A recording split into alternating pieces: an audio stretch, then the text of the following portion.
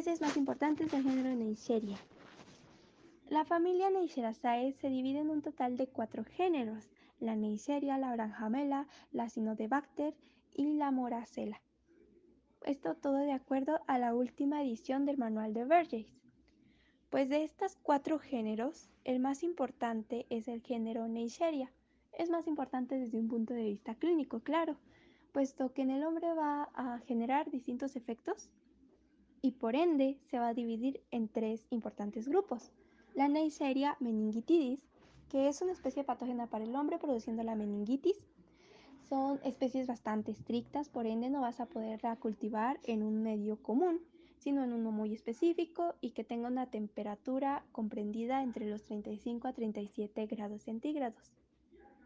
Después tenemos la Neisseria gonorrhoeae, que pues es bastante parecida a la anterior, puesto que es bastante exigente y requiere de un cultivo bastante específico, e incluso el medio puede estar enriquecido con CO2, ya que en estas condiciones pues se va a potenciar más su crecimiento. Debe estar en una temperatura de 35 a 37 grados centígrados y son bastante sensibles a agentes externos. Son parásitos estrictos del hombre, por lo que producen gonorrea. La Neisseria saprophytas son bastante habituales en la rinofaringe y en el aparato genital. Son microorganismos que pues no son tan exigentes, son poco exigentes de hecho, y van a crecer a una temperatura de entre los 22 y 35 grados centígrados. Van a crecer en medios comunes y generales, por ende no vas a necesitar un medio bastante específico. Resisten bastante bien agentes externos y no son patógenos para el hombre. Entre las especies que más destacan o que son más características están la Neisseria mucosa, la Neisseria subflava, la lactámica y la zika, entre otras. Acción patógena. Más que nada se va a hablar de 2 especies bastante importantes, más que nada por los efectos patógenos que causan en el hombre. Tenemos la Neisseria meningitidis. Esta es provocada por un meningococo que corresponde a gérmenes parásitos obligados que jamás se encontrarían en la naturaleza en estado libre. Estas se van a asociar más que nada en parejas, por lo que van a formar diplococos, describiendo generalmente un eje principal, granos de café. Va a colonizar más que nada las vías respiratorias, concretamente las mucosas, sobre todo las superiores. Este germen es el responsable de la meningitis, que más que nada afecta a niños que van de los 6 meses a los 5 años, por lo que es una de las causas más importantes de mortalidad infantil. También se puede presentar o puede afectar a niños algo mayores y adultos de 6 a 25 años, pero esto lo hace en menor proporción. Con lo que respecta a su estructura, cabe resaltar más que nada su cápsula, puesto que la cápsula le da bastante resistencia y le ayuda a una capacidad de invasión, o sea que invade mejor. También cabe resaltar que tiene determinados componentes de su membrana externa y de la presencia de fimbrias, puesto que las fimbrias le van a ayudar a adherirse a las células del epitelio de las mucosas respiratorias a las que invade. También contiene un polisacárido. Este polisacárido nos ayuda a la identificación, puesto que nos ayuda a dividirlo en serogrupos, porque tiene distintos comportamientos serológicos. A estos serogrupos son el A, B, C, X, Y, Z, Z29E y W135. Esto es bastante útil, como mencioné anteriormente, porque así se pueden observar que las cepas más peligrosas son los serogrupos A, B y C. Curiosamente, en nuestro país, las más frecuentes son del tipo B y C. Otros factores de virulencia son ciertas proteínas que están situadas en la membrana, pues las proteínas ejercen una acción bastante tóxica cuando invaden una célula.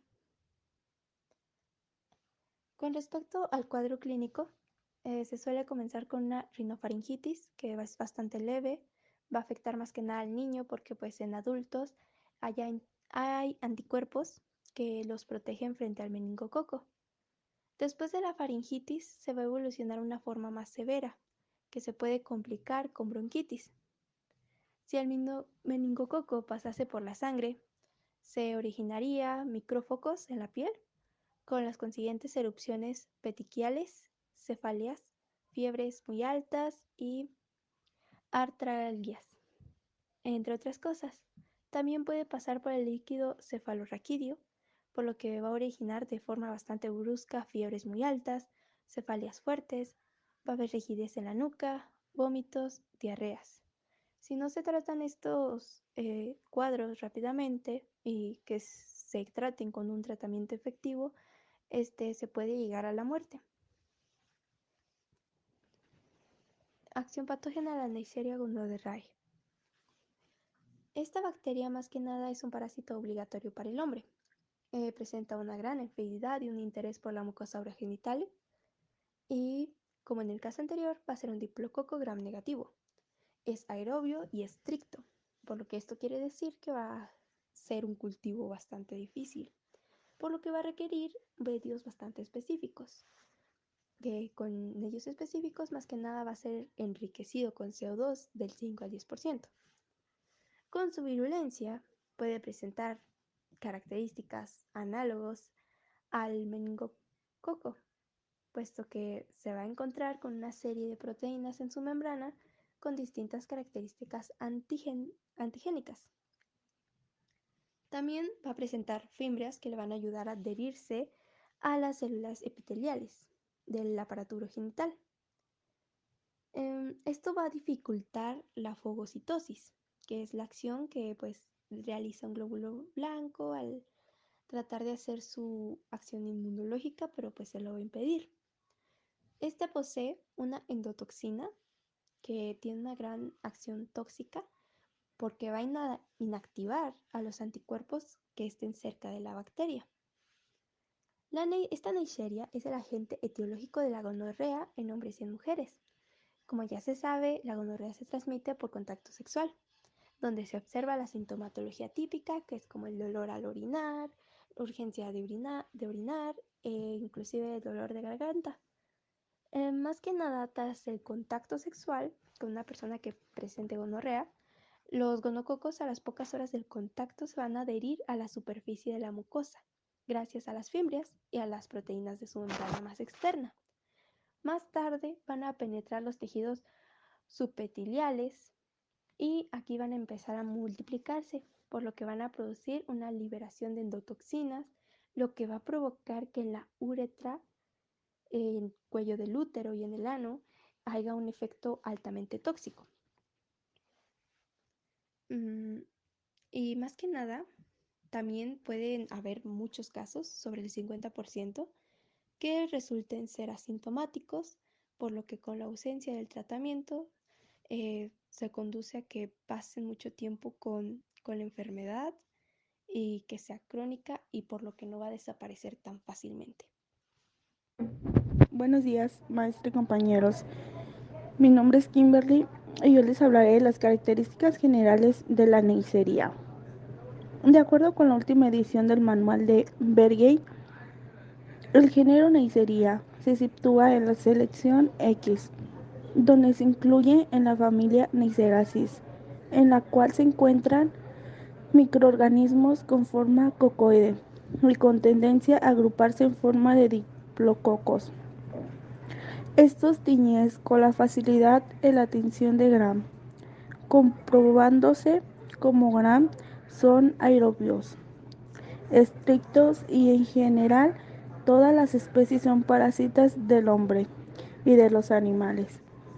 Algunas son altamente patógenas para aunque también se encuentran como saprofitas de mucosa en ciertas cavidades naturales. Se puede aislar con facilidad con los genitales, faringe, fosas nasales, etc. Son citocromo oxidasa positivos y utilizan los azúcares como fuente de energía con la consiguiente acidificación del medio.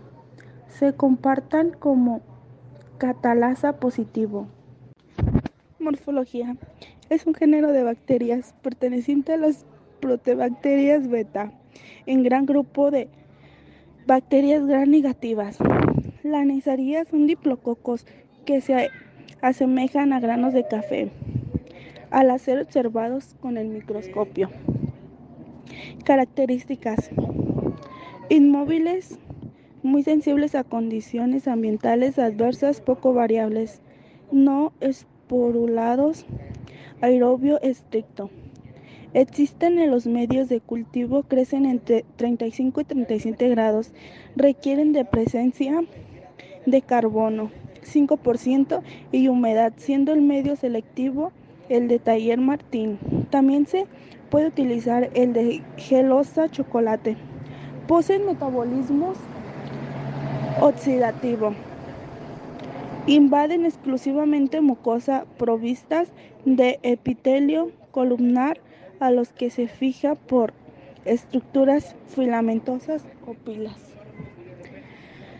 Género Neisseria. Morfología: pared celular, tiene una capa densa y una membrana extrema. Meningococos, tiene cápsula de poligástridos y poco plásmidos. Gonococos, no cápsula y si contiene plásmidos. Ambas especies forman colonias convexas, brillantes y mucoides de 1 y 5 milímetros. Medios de crecimiento: agar chocolate y carbono al 5%. Aislamiento, caracteres bioquímicos, diagnóstico bacteriológico de Neisseria. Neisseria meningitidis. Toma de muestras. Las muestras se tomarán sobre todo de LCR a través de punción lumbar. También se pueden obtener de sangre y o exudado faríngeo. Las muestras deberán examinarse lo más rápidamente posible, ya que el meningococo es muy sensible a los agentes externos. Si hubiese que transportarlo, se utilizaría un medio de transporte, como por ejemplo Taller Martin modificado.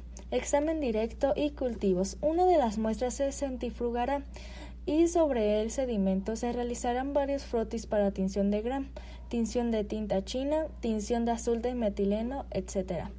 Con el sobrenadante que queda se puede estudiar la presencia de albuminas y globulinas, así como la presencia de polisacáridos capsulares por reacciones de inmunodifusión o contrainmunoelectroforesis.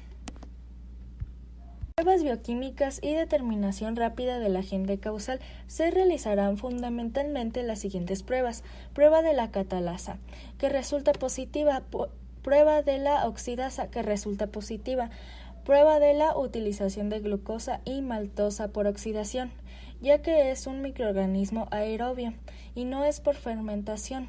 Prueba de lactosa, que es negativa, prueba de reducción de nitratos a nitritos, que en estos casos da negativa, ya que dicha prueba es muy característica de microorganismos anaerobios facultativos.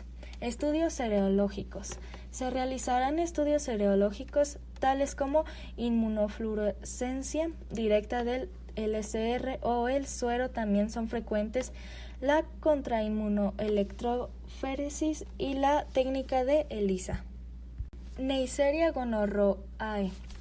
Toma de muestras. La idea es recoger la muestra a partir de la uretra en el hombre, recto en homosexuales y uretra cuello del útero y recto en la mujer. Dichas muestras se recogerán en el laboratorio.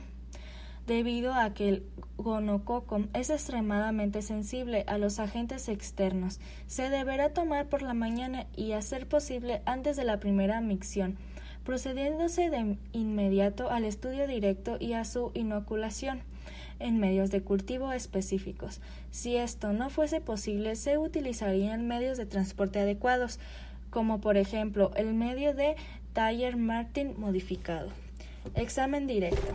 Tomaremos una porta y realizaremos un frotis para realizar la tinción de Gram, donde se observará en casos positivos a los diplococos Gram con su morfología típica granos de café, junto con otros gérmenes más o menos contaminantes que pueden dar lugar a errores de diagnóstico. Tras el examen directo, sembraremos la muestra de medios de cultivo enriquecidos En ocasiones se puede utilizar el medio NIC, que contiene levadura, hematíes hemolizados y plasma, así como ciertos antibióticos que invaden el crecimiento de otros gérmenes. Pruebas bioquímicas. Se realizarán al menos las siguientes pruebas. Pruebas de la utilización de la glucosa con producción de ácido. Prueba de la utilización de otros azúcares como lactosa, manosa, sarcosa, etc. Pruebas de oxidasa y catalasa que son positivas. Pruebas serológicas. Fundamentalmente se realizan pruebas de hemoglutinación, inmunofluorescencia indirecta, prueba de ELISA, esta última una de las mismas y más sensibles.